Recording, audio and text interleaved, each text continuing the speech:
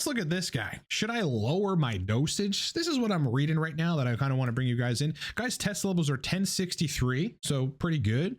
Estradiol at 38. Looks like he's injecting 150 a week, and it looks like he's injecting less frequently. Guy goes, having some mood issues, still struggling mentally, having some libido and ED issues. First response is on should he lower his dose or increase the frequency. Guy goes, both. Lower the dose and split it. You're pretty much dialed in there, as if it was that fucking easy.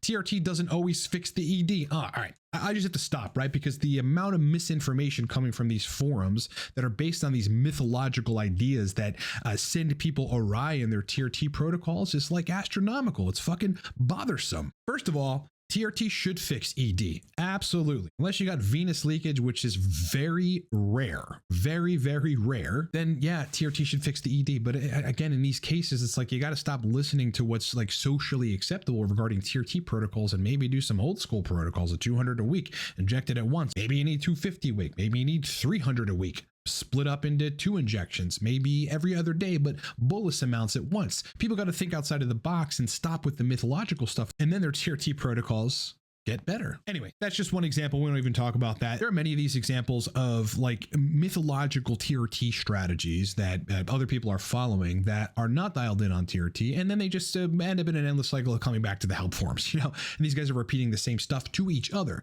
It's like the blind leading the blind and no one gets dialed in. So in this video, yeah, look, a lot of what you've heard about TRT, I've come to learn through client work.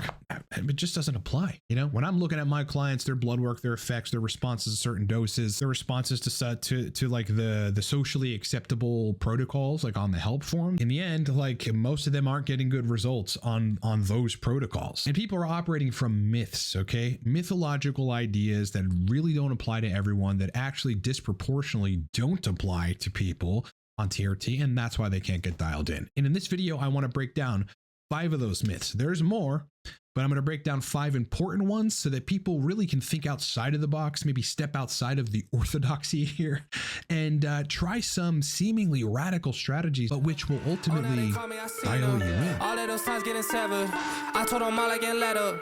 They get not tired of me never. Give me a shot and I swear I shoot like Berettas. Back and I'm better than ever. I think I got a vendetta. Oh, now they call me, I seen them. All of those times getting severed. I told them all I get let up.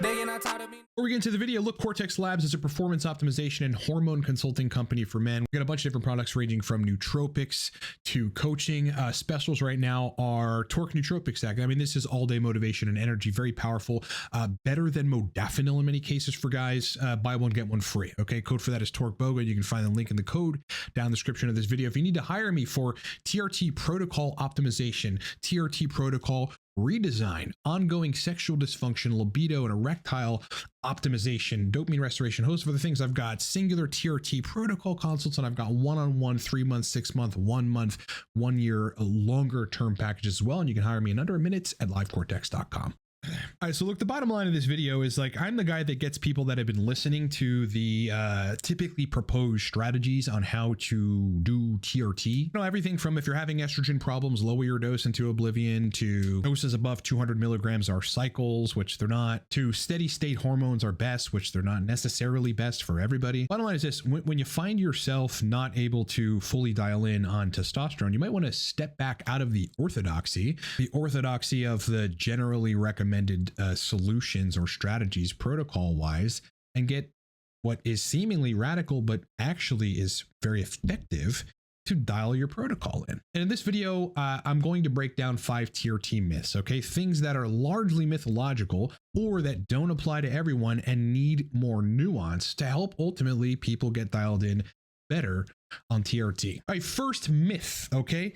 First myth out there, which I think harms a lot of guys, is find the lowest dose possible, that you don't get side effects, but that you get a good enough experience on TRT. It's like this whole minimum effective dose strategy. And listen, I think this is completely wrong, right? And the reason that it is set that way as find the lowest dose without side effects is that there are people that haven't ascended into this whole other area of well, how can I make my body tolerate higher doses of testosterone? Maybe I need higher doses of testosterone. The bottom line is this: it is true that the higher you go on androgens, so long as you're able to manipulate the rest of your protocol, the better you're going to feel, assuming that you're healthy, your cardiovascular system is in check, your blood pressure's in check, and that's all diet and booze and lifestyle related, exercise related. The truth actually is, the higher the dose you can tolerate, the better you're going to feel and function. There's no question about that. But rather than, finding the best, lowest possible dose that you can tolerate and running the minimum effective dose strategy, actually the strategy should be to find the highest dose possible that you can tolerate, and then adjust to the side effects or get healthier so that you don't have side effects. Again, I've been harping on this, but ever since I got back into running, I'm only running 2 to 3 miles a day, right? But I'm really pushing. My heart rate's really up there. Transform my body. My hematocrit is no longer a problem. Blood pressure's really never been an issue, but there's side effects that used to come with higher doses of TRT, like overstimulation and being cranked out of my fucking mind, that just don't happen anymore. I mean, I'm on 560 a test right now and I sleep like a baby. So there's always a way to tolerate more testosterone, okay? You just have to be willing to put in the work. And for a lot of people, simply that is going to mean cardio. And I don't mean the elliptical. I mean either high intensity interval training, like truly getting the heart rate up. I mean, you want to be out of fucking breath, dude. You want to be pushed to the max in terms of cardiovascular function. That's really where you get the major benefit. Or it's like, short duration running or long duration running, whatever, but sort of steady state running, where again, you're really pushing the cardiac muscle, you're pushing blood flow, oxygen uptake, glucose metabolism, but importantly, you look out of breath. You look like you just went on, a run. A run is very different than the elliptical or the treadmill or walking. Honestly, that kind of cardio is best if you want to be extremely healthy to tolerate higher doses of testosterone. Again, all the rest of it you guys know, right? And so I shouldn't have to say it, but yeah, drink less booze, drink less beer, drink less tequila, drink less fucking vodka, whatever your poison of choice is. Order cheesesteaks less, order pizza less, okay? Have yourself some rice, some Brussels sprouts, and some pork loin, with an avocado. It's a much better meal than what you're eating if you're eating like shit. So that's myth number one, that if you want to find the lowest dose possible, like get the minimum effective dose to get the effects you need. Well, what if you want to be more anabolic? What if you need more energy? What if libido and erection specifically can be better? Because on higher androgens, they're almost definitely better so long as you're controlling for the metabolites or finding your ratio. Get yourself to tolerate higher doses. And really the answer isn't to lower dose into oblivion until you're a natural, basically, because that's what happens to people. They're sitting at 600. Well, you might as well be a natural. Why are you on TRT? The strategy is to find the highest dose that you can tolerate, and once you figure out how to tolerate it, you're going to feel way better than sitting at 90 milligrams a week. All right, myth number 2, kind of along these same lines: if you're having estrogen problems on TRT, you should lower your dose. That is verbatim. Like right away, people are standing by at attention, ready to give you that advice to lower your dose if you're having estrogen problems on TRT. And sure, that will help. Okay, if you're at 150 and you're having estrogen problems and you bring that down to 70 or 80 milligrams a week, well, you're no longer going to have estrogen problems. But then you're going to lose anabolism, you're going to lose energy, you're probably going to lose sexual function to a degree, your erections might be less good, your libido might be less good. I mean, who knows? If in that case, though, you go down and you end up in your sweet spot ratio, it's going to fool people into thinking, well, I need to be dosing 80 milligrams a week or 100 milligrams a week instead of 200 milligrams a week. No, that's not true. You just ended up in a favorable ratio when you lowered your dose. Let me explain. I lowered my dose to take a break from Arimidex. This is when I was kind of high dosing TRT and taking an AI at the same time. And I took my dose all the way down to 70 milligrams a week, okay, of testosterone cypionate. And that was injected every day. My total test went to 520 nanograms per deciliter and my estradiol at 13. Okay, that's a ratio of 40. So like my test was 40 times higher in that case than my estradiol. And guess what? At 520 of total test and at 13 of estradiol, my libido was insatiable and my erections were really fucking good. Okay, the sexual system worked great, but I felt like shit. But here's the thing. if I just scale that ratio up, people go down to those lower levels and they have libido back and they're like, I no longer have estrogen problems, but I feel shitty and I'm less anabolic, but I guess I'll just take that. For me personally, with my ratio of having tests 40 times higher than estradiol, and that being a good sweet spot for me personally, I can go to 2,200 total tests, so 2,200 nanograms per deciliter, and then somewhere around 50 to 55 picograms per milliliter of estradiol and feel equally epic regarding libido and erections. But then I'm anabolic. I have more energy. I can fucking push harder in the gym. I can push harder in terms of work and business and productivity. I'm generally more of a beast, obviously, at 2,200 nanograms per deciliter total testosterone versus 520 nanograms per deciliter total testosterone. But guess what? At 2,255 of estradiol, I'm still in my ratio. So I get the energy, the anabolism, like all the good shit, no estrogen side effects, sexual function too, and I'm not down there in no man's land, natural land, as if I wasn't on TRT. Ultimately, I would feel better. I would feel personally better like in that dynamic at 3,000 total tests and 75 estradiol, but it's hard for me personally to get my estrogen that high with at the time running basically short esters. I got to run longer esters to get estrogen higher in that particular case. Okay, so you don't always have to lower your dose into oblivion. If you lower your dose and you find that things are working well, then take bloods, right? Get a snapshot of what's happening there so that you can see where the test in estrogen is, and then ultimately try to scale that ratio up.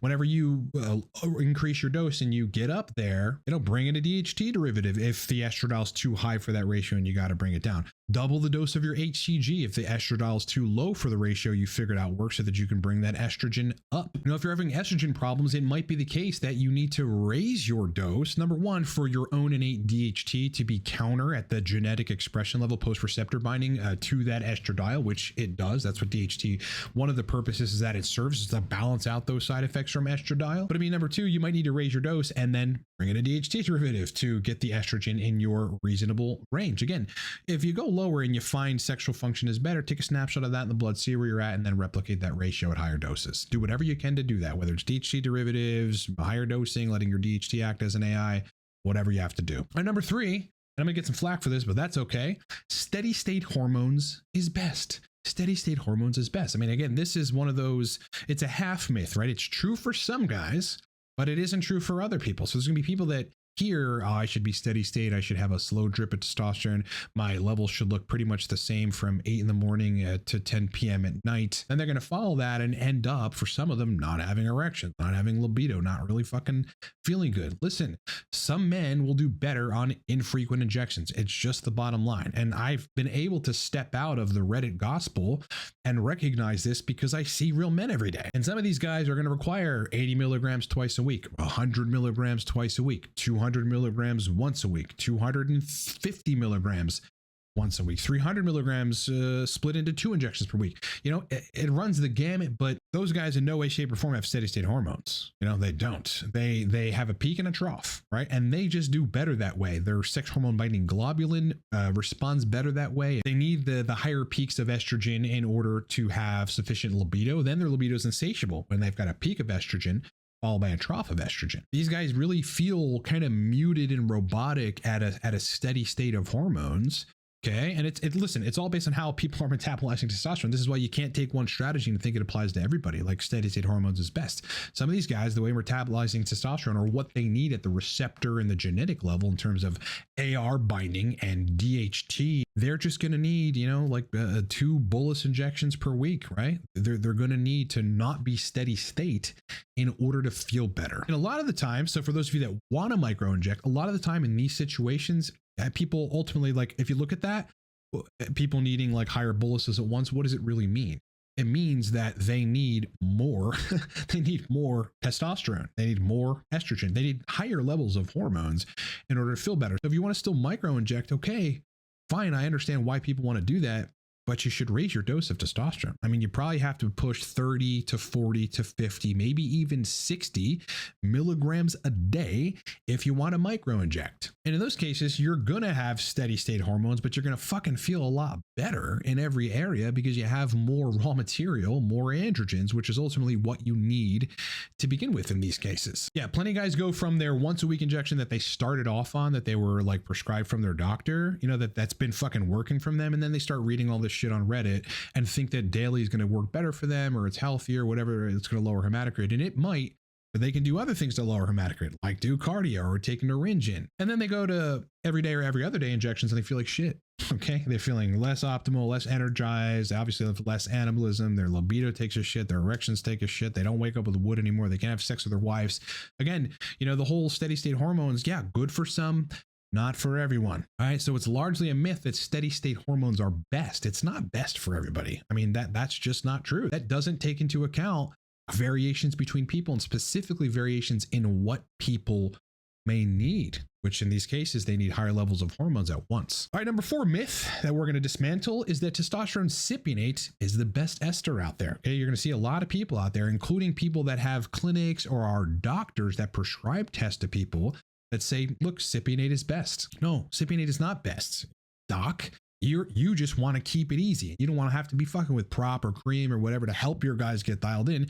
You want to prescribe them what is easy. Look, in my personal opinion, this is going to be an opinionated statement. Testosterone enanthate is far superior to testosterone cypionate. Okay, peaks a little higher, troughs a little lower, stays around less long, easier to dial in, generally feels better. Anecdotally comes with less acne than cypionate. Hard to explain exactly what's happening there. But then, like for over aromatizers and people that might need like a good peak of testosterone kind of that day, just like right away, a very solid peak for mood, for energy, for erectile function, for DHT conversion, but a little less aromatization. Yeah, testosterone propionate's far better for those people than testosterone cypionate, which is going to aromatize a little more, kind of stay around. It's not going to peak as fast. Generally speaking, tends to come with a little more side effects than prop for these people. They tolerate prop a lot better. Their libido is better. Their erections are better. They get more DHT conversion. They get less aromatization. They hit their fucking sweet spot ratio. And sure, they're peaking at 1500, 1800, 2000 nanograms per deciliter, 2500. But like, that's just where those people need to be. Listen, just because cypionate is easy and like you don't have to inject it frequently, you can inject it every other day or 3 times a week or twice a week or even once a week, and it's mainstay doesn't mean it's going to be best for you. I have pioneered the movement on people trying prop, and now hundreds, at least 1,000 comments in the comment section and emails to me, and obviously clients of mine have come to say, look, I switched to prop and I feel better. Okay. So cypionate is not the end all be all. It's not the best ester. It is not. I think objectively, it is not the best ester. Okay. People can make it work and it may be good for some people, but it's not the best ester out there. Again, I think enanthate is superior. And for some individuals, okay, I want to be careful. I want you to be careful in listening to me that people think I'm making blanket statements. For some individuals, did you get that? Prop is going to be better. Prop is just going to be better. Okay, so cypionate's not the best. You got other esters out there. Cream might work better for you than any of this stuff.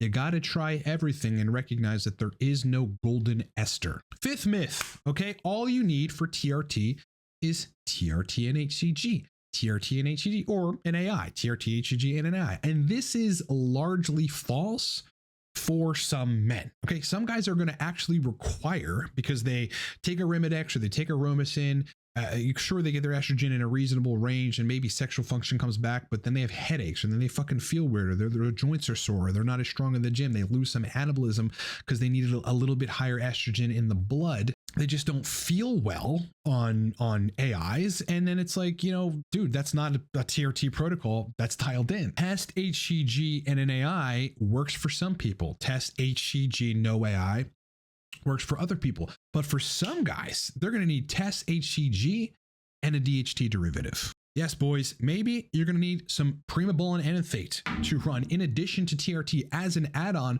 moving forward continuously, like Primo forever.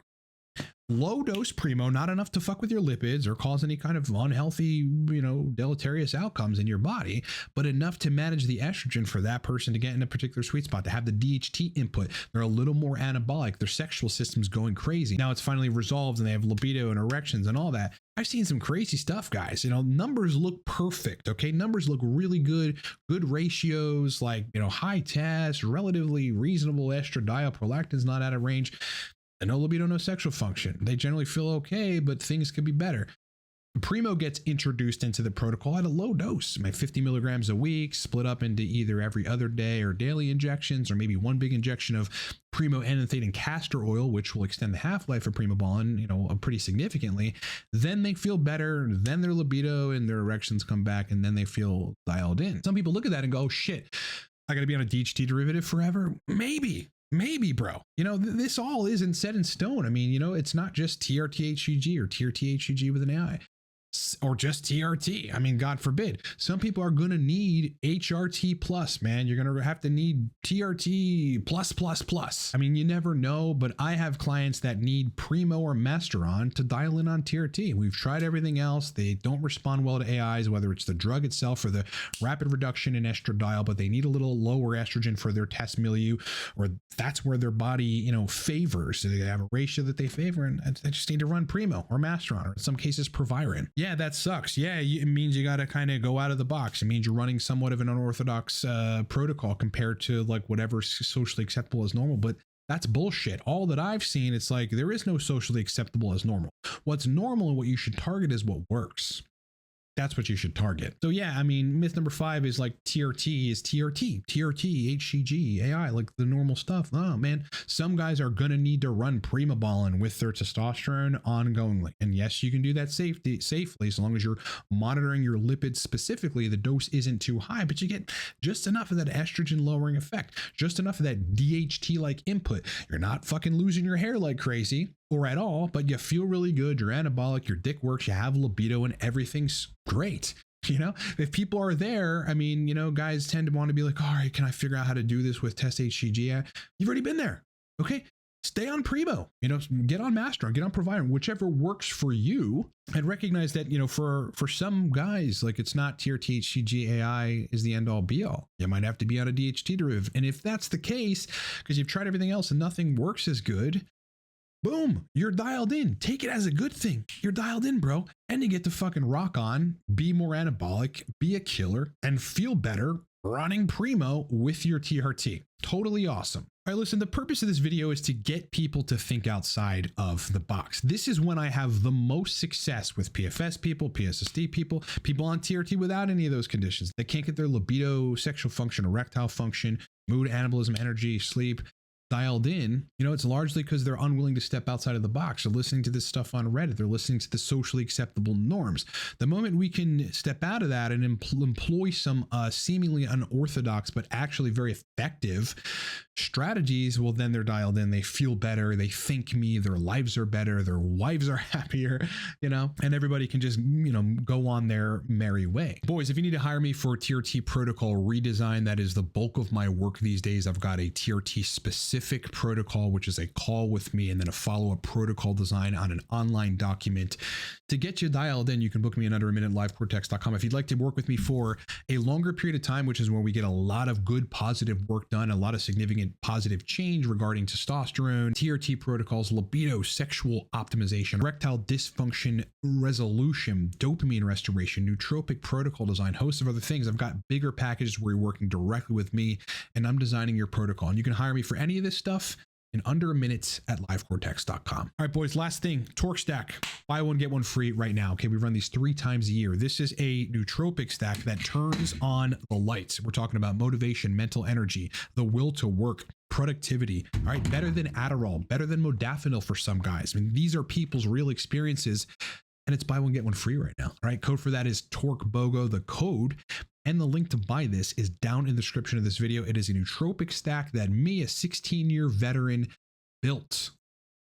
All right, go buy a bottle. You will love this stack. I hope you had a great weekend. I hope you enjoy the rest of your week. Much more content coming soon. So sub to the channel if you haven't. Hit that like button. It makes a huge difference. Huge difference. Costs you nothing, and it really would mean the world to me if you would hit the like button. Enjoy the rest of this epic late August week. Rock on, kick ass, and I'll talk to you on the next one.